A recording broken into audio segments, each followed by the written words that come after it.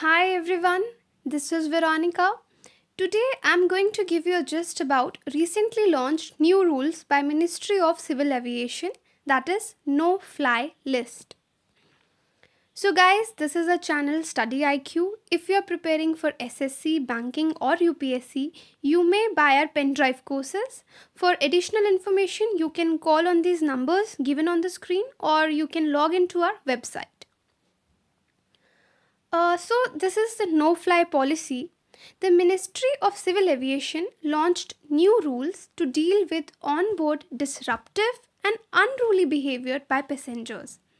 Minister of Civil Aviation, his name is Ashok Gajapati Raju, he said that new rules will help in the formation of national no-fly list of unruly passengers. This list is basically unique and first of its kind in the world. It is based on the concern for safety of passengers, crew and aircraft and not just on security threat. Because like in the countries like USA, they have no-fly list also, but their motto behind this no-fly list is security threat. But in India, we have both the concerns, safety and security. The implementation of this amended rules were doing rounds from last few months when few cases of violent behavior by airport authorities were reported, especially by few legislators. So now a relevant section of civil aviation requirement, that is CAR, has been revised by DGCA. What is DGCA? That is Directorate General of Civil Aviation. It is Indian government regulatory body for civil aviation under Ministry of Civil Aviation. So the section of CAR which has been revised, that section is CAR Section 3 Series M Part 6 on handling of unruly passengers. So older CAR was different, which got amended. Earlier, it defined an unruly flyer and what all can be done to deal with such passengers. But the older CAR does not mention any penalties. It just said passengers who are likely to be unruly and disruptive must be carefully monitored and if necessary, at max could be offloaded. So this will be replaced by new CAR, new rules, and this revision is done at par with Tokyo Convention. Now, what is Tokyo Convention? This is basically an international treaty on offences and certain other acts committed on board aircraft. So, what we meant by keeping our standard with Tokyo Convention, that means we have revised our rules as per international standards somewhere. Now, in revision, penalties have been added. Government has listed 3 levels of offences for no-fly list. This is very important. The quantum of punishment is based on the severity of the offence, which has been divided into mainly 3 categories, 3 levels, level 1, level 2, level 3. Level 1 is verbal assault, and you can see here the ban in the case of verbal assault is up to 3 months.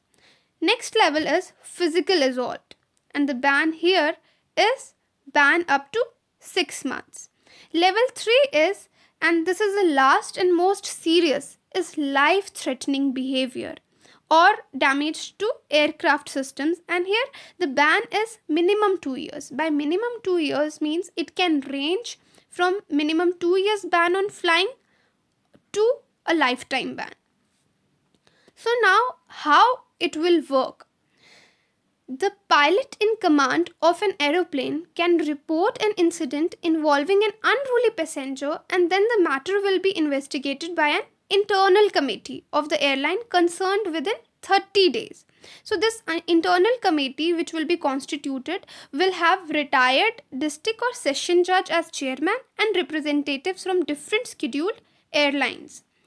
So if the probe is not concluded in time frame, the passenger will be free to fly. You need to keep this thing in mind. If the probe is not concluded in time frame, the passenger will be free to fly. However, there is a catch in it.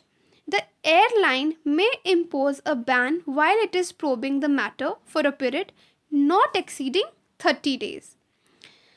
So next is one more thing that you have to keep in mind here, that no-fly list will be available on the DGCA website. As I already told you, in our case, in Indian case, this is unique and we are the first country to bring such a policy, because ours is based on the safety as well as security, while in other countries like Canada and US, they have security reasons only. So under the safety criteria, the unruly passengers will be banned for certain period based on examination of internal committee, and the security no-fly list will be different, which will be provided by Ministry of Home Affairs. Those person perceived by national security risk by MHA, that is Ministry of Home Affairs, will not be displayed by DGCA website. So the list that will be available on DGCA website will only of the people which will be given by the different airlines, and data will be collected by DGCA on the due to the safety concerns. One more thing is here, for subsequent offence, the ban will be twice the period of previous ban, and the airlines will be required to share the no-fly list, and same will be available on DGCA website that I already explained.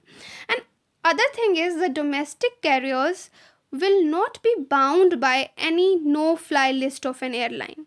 That implies that they are free to decide whether or not to bar a passenger already banned by one of the airlines for his or her misconduct. So it is totally on their decision. Next is what about the accused? What are the provisions available for the accused? So appeal provision for the accused is, if a passenger is barred from flying, he or she can approach an appellate committee that will be constituted by Ministry of Civil Aviation within a period of 60 days. That he can appeal within a period of 60 days. The decision of this committee will be final. But if the appellant is dissatisfied, he or she can approach High Court in that case. But here is also an exception, that the list provided by the MHA on the security basis, those persons will not be, they don't have this privilege to appeal. Okay. Now for the implementation, whether government has not made it stand clear whether this policy will be implemented retroactively, or it is just only going forward. If it is retroactive, it means it would appear a level 3 offence can be applied to Shiv Sena MP Ravindra Gaikwad, who in March assaulted an Air India staffer aboard a plane. The same would apply to TDP MP JC Divakar Reddy, who allegedly damaged property of Indigo Air in June this year. So you can see the motive behind the no-fly policy is the safety and security of the passenger. One more thing that is important in this case, that this ban is an additional punishment. It is an additional penalty to what statutory legal actions are already there. They will be there. Suppose if somebody is misbehaving or doing anything that have been listed in the offences, whatever already punishments which exist for the same crime, for the same misbehaving, those will exist, because ban cannot be considered as punishment. So this penalty is in addition to any statutory legal action that can be taken against the offender under existing laws. So government is trying to achieve a balance for the safety of the crew, passenger and aircraft. And this, if implemented smoothly and effectively, is a great step. Thank you.